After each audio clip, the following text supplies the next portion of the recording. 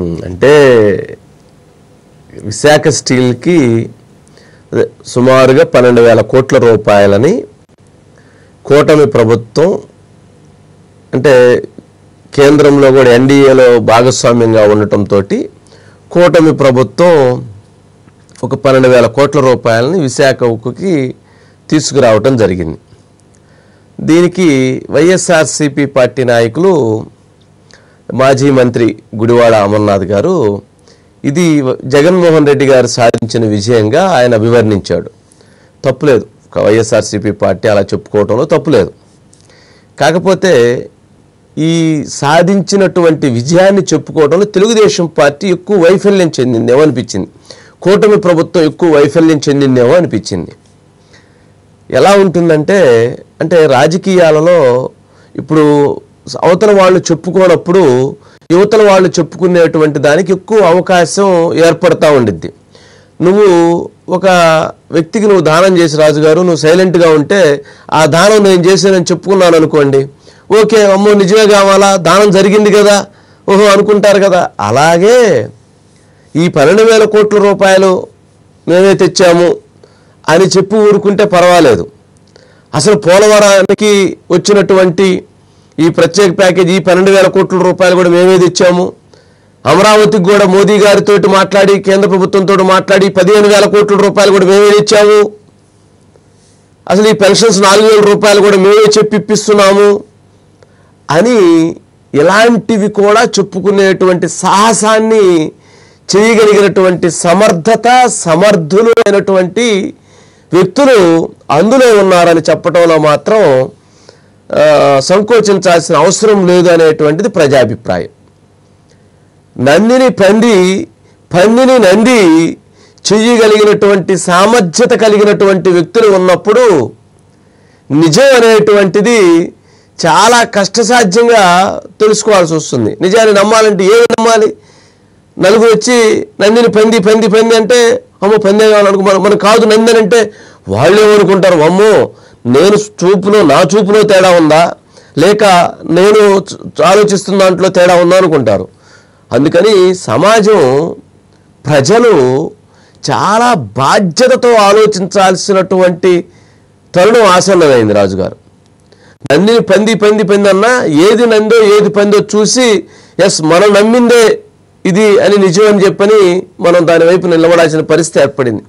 అంటే సమాజాన్ని ఆ రకమైనటువంటి ధోరణిలో తీసుకెళ్లేటువంటి పరిస్థితులు ప్రస్తుత రాజకీయ ప్రయాణాలలో కొనసాగుతున్నాయి. సరే ఏదేమైనప్పటికీ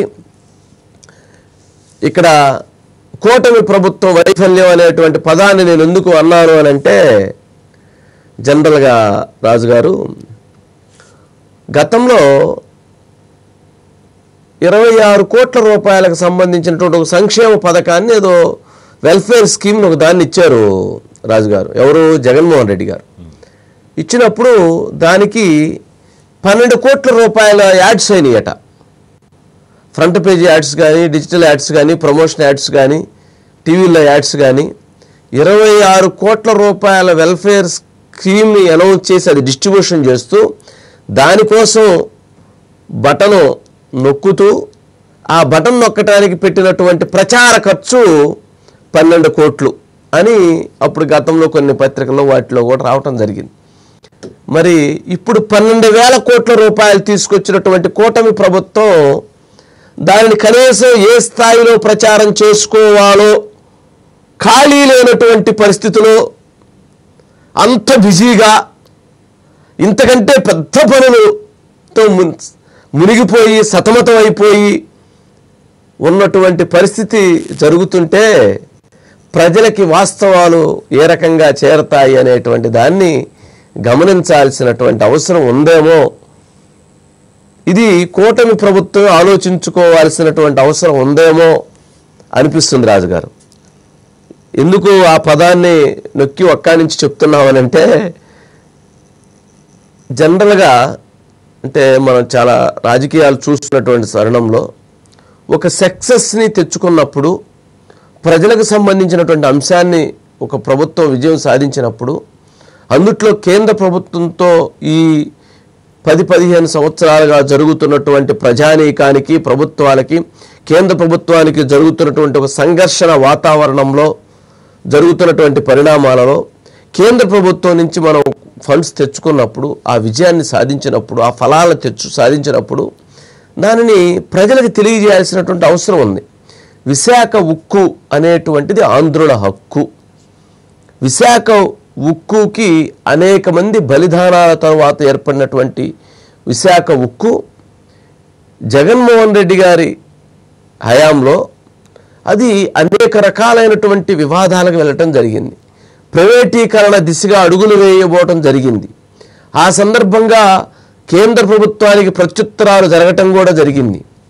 అప్పుడు కొన్ని కేంద్ర ప్రభుత్వ సంస్థలు ఈ చర్చలు జరిపినటువంటి పరిస్థితులను చూసాం. కేంద్ర రంగ ప్రైవేట్ రంగ సంస్థలు వచ్చి వాటిని స్వాధీనం చేసుకోవటానికి, లేదా వాటిని కొనుగోలు చేసుకోవటానికి, లేదా వాటిపైన ఒక ప్లాన్ చేయడానికి జరిగినటువంటి చర్చలు చూసాం. అదేవిధంగా విశాఖకి ఉక్కుకి ఆనుకున్నటువంటి భూమి, ఫ్యాక్టరీకి ఆనుకున్నటువంటి భూమిని ఆ రోజు ప్రభుత్వంలో అధికారంలో ఉన్నటువంటి వారు బంధువులకు ఇచ్చి అక్కడ నిర్మాణాలు చేయాలి అనేటువంటి ఒక ఆలోచన, సంకల్పం, అటువంటి ఆలోచన జరిగినటువంటి విధానాలను మనం చూసాం. మరి అలాంటి పరిస్థితులు చూసినటువంటి ప్రజలు అప్పుడు ఎంత పెద్ద ఎత్తున ఉద్యమం ఎగిసిపడింది. తెలుగుదేశం పార్టీ ఎంత ఎత్తున దాని మీద యుద్ధం చేసింది. పవన్ కళ్యాణ్ గారు స్వయంగా విశాఖ వెళ్ళి ఎంత యుద్ధం చేశారు. మరి ఇలాంటివి అనేక సంఘర్షణ జరిగినాయి. బీజేపీ, భారతీయ జనతా పార్టీ ఎంత అవమానపడింది. బీజేపీ, భారతీయ జనతా పార్టీని ఆ రోజు ఈ ప్రజలు, లేదా అక్కడ ఉన్నటువంటి ఉద్యమకారులు, ఆ రోజు ఉన్నటువంటి రాష్ట్ర క్షేమాన్ని భావించేటువంటి ప్రజలు ఎంత యుద్ధాన్ని, ఎన్ని విమర్శలు చేశారు. మరి ఈ 3 పార్టీలు ఈరోజు ఎన్డీఏలో భాగస్వామ్యంగా ఉన్నాయి, కేంద్రంలో, ఇక్కడ రాష్ట్రంలో భాగస్వామ్యంగా ఉన్నాయి. ఈరోజు రాష్ట్రంలో ఉన్నటువంటి ముఖ్యమంత్రి గారు, ఉప ముఖ్యమంత్రి గారు ఢిల్లీ వెళ్ళి ఒక 5-6 సందర్భాల్లో దాని మీద చర్చలు జరిపి, అక్కడ కేంద్రంలో ఉన్నటువంటి ఎంపీలు చర్చలు జరిపి, కేంద్ర మంత్రులు మాట్లాడి 12,000 కోట్ల రూపాయల నిధులు తీసుకొచ్చిన తరువాత, అంత పెద్ద యుద్ధం జరిగిన తర్వాత దీనికి ఎంతటి ఫలితాన్ని చూపించుకోవాలి. ఒక సంబరాలు అంబరాన్ని అంటే విధంగా విశాఖ కార్మికులు నిజంగా వాళ్ళకి లబ్ధి చేకూరితే, లేదా అక్కడ ప్రయోజనం చేకూరితే ఇంతకంటే జరగాల్సింది ఉండొచ్చామో. కానీ ఇప్పటి వరకు జరిగిన దాన్ని సంతోషిస్తూ, ఆకాంక్షిస్తూ రంగులు వెదజల్లాలి.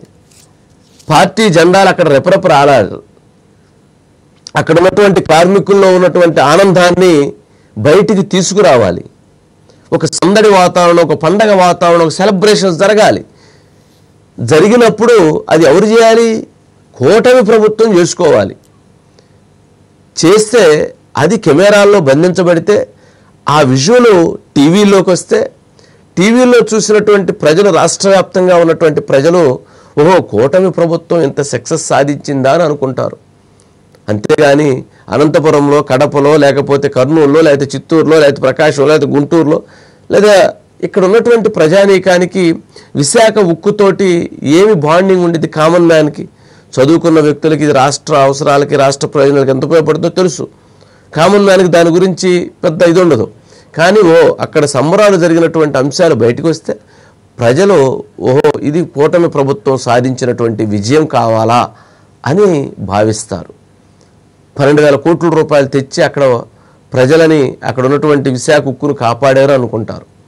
అదేవిధంగా వైఎస్ఆర్సీపీ పార్టీ అప్పుడు నాయకులు, వైఎస్ఆర్సీపీ పార్టీ నాయకులు చేసినటువంటి చర్యలను తెలియజేస్తూ మేము ఈ విజయాన్ని సాధించామని చెప్పని కూటమి ప్రభుత్వంలో ఉన్నటువంటి నాయకులు చెప్పుకోవాల్సినటువంటి అవసరం ఉంది.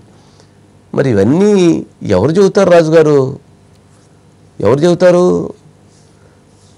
తెలుగుదేశం పార్టీ గ్రామస్థాయి నాయకుడిని అడిగినా చెప్తాడు. జనసేన పార్టీ వార్డు స్థాయి నాయకుడిని అడిగినా చెప్తారు.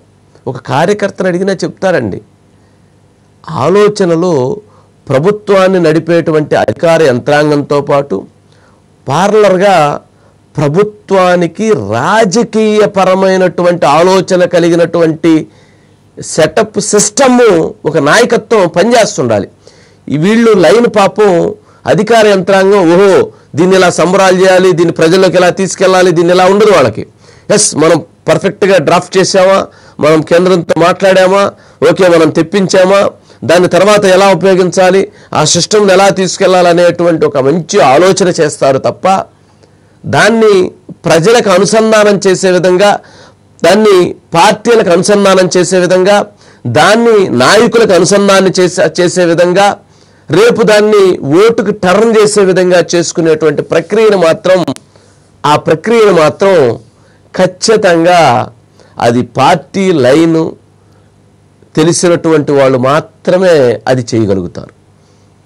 ఆ చిన్నపాటి ఐడియాస్ని మిస్ చేసుకుంటే మనం ఎంత పెద్ద విజయాలు సాధించినా కానీ ప్రజలకి ఆ సాధించిన విజయాలను చెప్పుకోలేనటువంటి వైఫల్యం ఏదైతే ఉంటుందో అది భారీ ఓటమికి అడుగులు వేస్తుంది. నిజాన్ని, వాస్తవాన్ని, విజయాన్ని చెప్పుకోవాల్సినటువంటి సందర్భం, అటువంటి పరిస్థితులు ప్రస్తుతం ఉన్నాయి అనేటువంటి దాన్ని మాత్రం మనం తెలియజేయగలుగుతాం రాజుగారు. సరే, ఇవన్నీ కొంచెం జరుగుతున్న పరిణామాల్లో గమనించినప్పుడు ఇట్లాంటివన్నీ ఉంటాయి. సరే, ఏదైనా కానీ ఎవరు పార్టీలకు సంబంధించినటువంటి దాంట్లో వాళ్ళ అంశాలని తెలియజేసుకోవటంలో, వాళ్ళ అంశాలని మాట్లాడుకోవటంలో తప్పులేదు. బట్ కాకపోతే విశాఖ ఉక్కుకి ఒక 12,000 కోట్ల రూపాయలు సుమారుగా, అంటే 11,400 కోట్లే వచ్చినట్లుంది. 12,000 కోట్ల రూపాయలు రావడం అనేది ఒక చిన్న విషయం కాదు. చాలా ఒక మంచి, అంటే కూటమి ప్రభుత్వంలో తెలుగుదేశం పార్టీ, జనసేన పార్టీ కేంద్రంలో భాగస్వామ్యంగా ఉండటంతో వారు ఈ రకమైనటువంటి వెసులుబాట్లు, ఈ రకమైనటువంటి సహకారాలు చేస్తున్నారు తప్ప లేని పక్షంలో ఎటువంటి పరిస్థితుల్లో కూడా కేంద్రంలో ఉన్నటువంటి ఏ పార్టీ కూడా ఇటువంటి సహకారాలు చెయ్యదు. కానీ ఇక్కడ ఉన్నటువంటి 21 సీట్లు ఏదైతే ఉన్నాయో, ఇక్కడ ఉన్నటువంటి కూటమి ప్రభుత్వంతో కేంద్రంలో భారతీయ జనతా పార్టీ బలంగా నిలబడి ఉన్నటువంటి పరిస్థితుల నేపథ్యంలో ఇక్కడ ఉన్నటువంటి నాయకులు కూడా వారితో కొనసాగిస్తున్నటువంటి ఒక మంచి సౌహృద్భావ వాతావరణంలో, ఒక మంచి రిలేషన్స్ రాష్ట్రానికి ఇటువంటి వనరుల్ని తీసుకొస్తున్నాయి. ఇది ఖచ్చితంగా ప్రజల విజయం. కూటమి ప్రభుత్వానికి 21 ఎంపీ సీట్లు ఇవ్వటం అనేటువంటిది ప్రజలు సాధించుకున్న రాష్ట్రానికి చెందినటువంటి విజయం. ఇది వాళ్ళకు ఓట్లేసి ఇక్కడ తెలుగుదేశం, జనసేన, బీజేపీ అధికారంలో రావటం ఒకటైతే, కేంద్రంలో కూడా అన్ని స్థానాలు ఇచ్చి ఈరోజు కేంద్ర ప్రభుత్వం నిలబడటానికి ఇక్కడ ఓట్లేసినటువంటి ప్రజల యొక్క బలము చాలా కీలకం అనేటువంటిది మాత్రం మనం చెప్పవచ్చు. ఈ రిజల్ట్స్ ఈ రోజు రావు. ఆ 12,000 కోట్లు వచ్చి రాజుగారి మీ జేబులో 1 కోటి రూపాయలు, నా జేబులో 1 కోటి రూపాయలు, అక్కడ ఉన్న కార్మికుల జేబులో పడవు. అవి చిన్నగా వస్తాయి. దాని ద్వారా జరిగేటువంటి దానికి ఆర్థిక సహకారాన్ని అందించే విధంగా, దానికి తోడ్పాటును అందించే విధంగా, మరికొంతమందికి ఎంప్లాయ్మెంట్ జనరేట్ అయ్యే విధంగా, దాంతోపాటు ఇతర ఇన్ఫ్రాస్ట్రక్చర్ రెడీ అయ్యే విధంగా దానికి తోడ్పాటు అందించడం వల్ల కొంతమందికి ఉద్యోగ అవకాశాలు, ఇతర అన్ని బెనిఫిట్స్ అయ్యేటువంటి అవకాశం ఉంటుంది.